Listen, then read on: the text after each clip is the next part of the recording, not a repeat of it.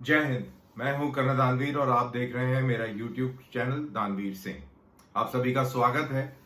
आज मैं बात करूंगा सैयद अहमद शाह गिलानी की, जिनकी मौत हो गई। आतंकवादी समर्थक अलगाववादी नेता की मौत हुई, इस पर मुझे कोई अफसोस नहीं है। काश ये पहले हुई होती, काफी देर हुई तब ये जाके मौत हुई और कश्मीर को इससे आजादी मिली।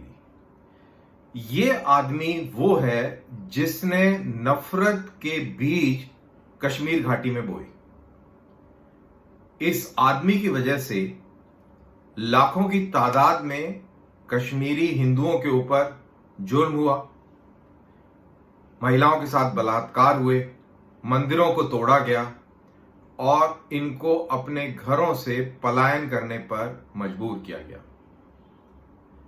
ये उस इकोसिस्टम का हिस्सा थे जिसकी बनावट पाकिस्तान में बनी थी और ताना बाना सारा आईएसआई हेडक्वार्टर में बुना जाता था। हवाला से इसको पैसे आते थे और ये हवाला के पैसे से मासूम कश्मीरियों को बरगलाकर उनको हथियार उठाने के लिए उकसाता था। लोग हथियार भी उठाते थे और जैसा कि किसी भी आतंकवादी का हश्र होता है, ये लोग मारे जाते थे। कई सौ कश्मीरी मुसलमान लड़के इस दरिंदे की बातों में आकर फंस गए और उन्होंने अपनी जान से हाथ धो दिया।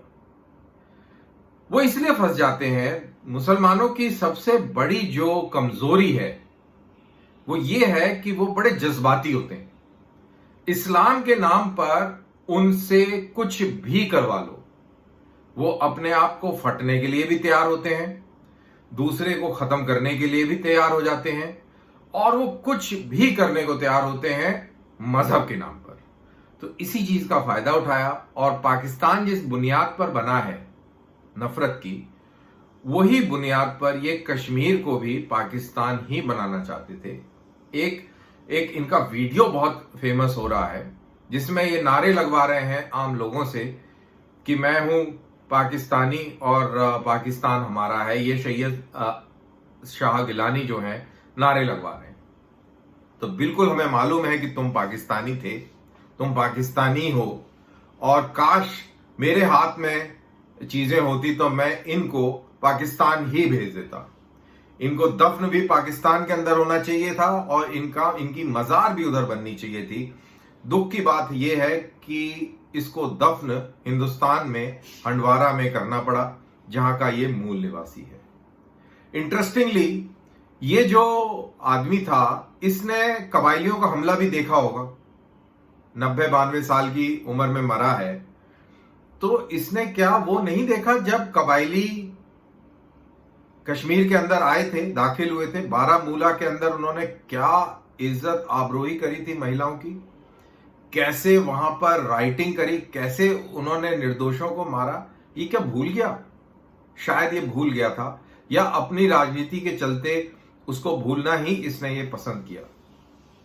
लाखों लोगों की लाशों के ऊपर इसने अपनी राजनीति करी और पाकिस्तान के पैसे पर इसने अपने बच्चों को, करीबी लोगों को बरकत हासिल कराने में पूरा योगदान दिया।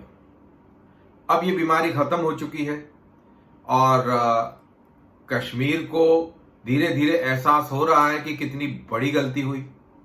दरअसल ये जो पाकिस्तान का जो प्लान था, K2 प्लान, जिसके तहत पंजाब को और कश्मीर को भारत से अलग करना, उसने एक अपनी योजना बनाई थी जियाउल हक के टाइम में, वो पूरी तरह फेल हो गई। पंजाब में सिखों ने इसको फेल कर दिया और कश्मीर में अब कश्मीरी मुसलमान धीरे धीरे उभर रहा है और इसको फेल करता चले जा रहा है। अब ये तो रही बातें जो शायद एकेडमिक या किताबी लग रही होंगी। अब थोड़ा तजुर्बा भी यहां पर जोड़ दिया जाए। एक बार मुझे याद है, मैं जम्मू से दिल्ली आ रहा था और मैंने रात में नाइट बस ली जम्मू से, और कुदरती कि मेरे साथ जो एक लड़का बैठा था वो कश्मीरी था। जिन लोगों को कश्मीर के बारे में मालूम नहीं है, पुंछ, राजौरी और डोडा किश्तवाड़ का इलाका कश्मीर नहीं है। वहां पर पहाड़ी और गुजर और बकरवाल ज्यादातर बसते हैं और डोगरा बसते हैं। लेकिन जो कश्मीर घाटी है, जो कि अनंतनाग से लेके कुपवाड़ा तक है, ये एक स्ट्रेच है जहां पर कश्मीरी मूल के लोग रहते हैं। इनकी जुबान भी अलग है और देखने से ही दूर से नजर आ जाते हैं कि ये कश्मीरी हैं। तो ये एक लड़का कश्मीरी मेरे साथ बैठा हुआ था और गर्मियों का दिन था। जम्मू से बस चली और शायद अंबाला हुआ होगा, रात का समय था, खूब गर्मी थी बाहर, लेकिन ये तो एसी बस थी। इस लड़के को प्यास लग रही थी। तो जब अंबाला में बस रुकी तो मैं ऐसी बात, मैंने कहा बेटे कहाँ के हो? तो उसने बोला कि जी मैं फलानी जगह का हूं। शायद वो अनंतनाग का ही था, अगर मेरे को ठीक से याद है तो मैंने कहा आओ चलो कुछ खाना पीना खा लेते हैं, कुछ कर लेते हैं। कहते मेरे को प्यास तो बहुत लगी है, लेकिन मैं यहां पानी नहीं पीऊंगा। तो मैंने कहा क्यों? कहते सर ये हिंदू पानी होगा तो मैं नहीं पीऊंगा। मेरे को इतना अचंभा लगा, मैंने कहा हिंदू पानी? मैंने बोला भाई तेरे को प्यास लग रही है तो ये हिंदू पानी मुसलमान पानी क्या है, और कहां पिएगा तू मुसलमान पानी? कहते मैं जा रहा हूं, मेरे रिश्तेदार वहां पर हैं जामा मस्जिद, मैं वहीं पानी पीऊंगा। तो मैं काफी हैरान हो गया। मैंने उसको बोला ऐसा कुछ नहीं है, ये सब खुदा ने ही पूरे कायनात बनाई है, पानी उसने बनाया है, पानी कोई हिंदू या मुसलमान ने थोड़ी बनाया है। और तेरे को प्यास लगी है तू जा और पानी ले ले। तो मैंने कहा, कहता है और मैंने कहा कि इसमें मजहब नहीं होता, ये पता नहीं तेरे को किसने ये सब चीजें सिखा दी हैं, ये सब बेकार की बातें हैं। तो वो लड़का, अच्छी बात है, वो मेरी बात को सुनकर वो कुछ उसके दिमाग आया और वो मेरे साथ ही बस से उतरा और उसने पानी पिया। पानी की बोतल उस समय 10 रुपए की आती थी, शायद अब भी वैसे ही आती है मेरे ख्याल से, खैर मेरे को ज्यादा आइडिया नहीं है। तो उस समय मेरे को याद है कि वो 10 रुपए की बोतल आती थी और वो उसने पानी लिया और पानी पिया। तो मैंने उससे पूछा कि कुछ स्वाद में फर्क लगा, हिंदू पानी, मुसलमान पानी, सिख पानी? तो हंसने लग गया लड़का। तो मैंने कहा चाय पिएगा? और तो वो चाय के लिए उसने हामी भर ली। वैसे कश्मीरी नमक की चाय पीते हैं, लेकिन उसने मेरे साथ चाय भी पी और लड़के से फिर मेरी खूब बात हुई और भाई घर में कौन है, ये है वो है, दिल्ली क्यों जा रहा है, कि बिजनेस के पॉइंट ऑफ व्यू से जा रहा हूँ, हम लोग शॉल का बिजनेस करते हैं, ये करते हैं वो करते हैं, और ड्राई फ्रूट्स हैं, ये फलाना फलाना ढिमाका। उसने अपनी पूरी कहानी बताई। और लेकिन मैंने जान के आतंकवाद और कश्मीर के हालात के ऊपर कोई बात उससे जान के ही नहीं करी। और ये एक मेरा ये तजुर्बा था। दूसरा जो मेरा तजुर्बा रहा, एक गांदरबल में मैं पोस्टेड था और वहां पर एक जमायते इस्लामी का मुल्ला उधर गांव में रहता था और वो बड़े नारे नूरे लगाया करता था, कभी कभी तो लोगों से लगवाया करता था और इस तरीके के ड्रामे करा करता था। तो मैंने उससे दोस्ती कर ली। जब मैंने उससे दोस्ती कर ली तो एक दिन काफी ठंड थी, शायद फरवरी या मार्च का महीना रहा होगा, और मैसेज आया संतरी से कि जी वो मौलवी साहब मिलना चाहते हैं। तो मैंने कहा मौलवी साहब इस समय? अंधेरा हो गया था, हल्की हल्की बर्फ भी पड़ी हुई थी और मौसम काफी ठंडा था। तो मैंने कहा हाँ लाओ भेजो इनको। तो वो आए कमरे में और कैसा है मेजर साहब, और ये है वो है। तो मैंने बोला मौलवी साहब यहाँ कैसे घूम रहे हो? अरे मैं फलानी जगह गया था, वहां से जा रहा हूँ, अब मैं घर जा रहा हूँ। तो मैंने कहा फिर क्या इरादा है? अभी तो खाना वाना नहीं खाया होगा, तो आप खाना खा ले हमारे साथ में। नहीं मैं घर जाएगा, वहां बतख चावल खाएगा, ये वो अपनी कहानी सुनाने लग गया वो।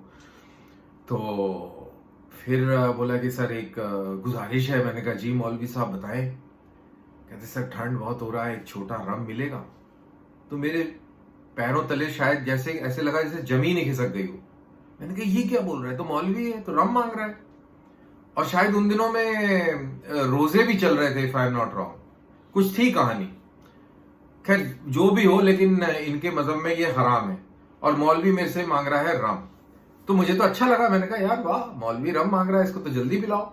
तो मैंने फटाफट रम मंगवाई, उसमें थोड़ा गर्म पानी डाला और मौलवी साहब को पेश कर दिया। मौलवी साहब ने एकदम गट करके एक ही सांस में उसको पी गए।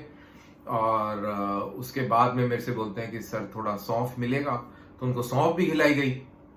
उन्होंने उसके बाद में फिर पानी पिया और पानी पीने के बाद में वो चले जाने की तैयारी में हो गए। तो मैंने बोला कि मौलवी साहब बुरा ना माने, ये तो पीना हराम है। कहता हराम है, मैं तौबा कर लेगा, मैं तौबा कर लेगा। मैंने कहा भाई जाए कर ले तौबा।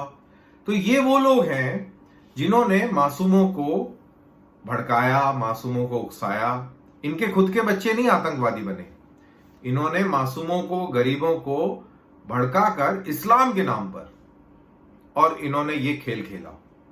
तीसरी चीज जो मेरा तजुर्बा रहा कि जब भी पाकिस्तानी आतंकवादियों का इन्फिल्ट्रेटिंग ट्रैक आता था, ये उन दिनों की बात है जब बॉर्डर पे फेंस नहीं लगी थी, तो बहुत पाकिस्तानी आते थे कश्मीर घाटी में।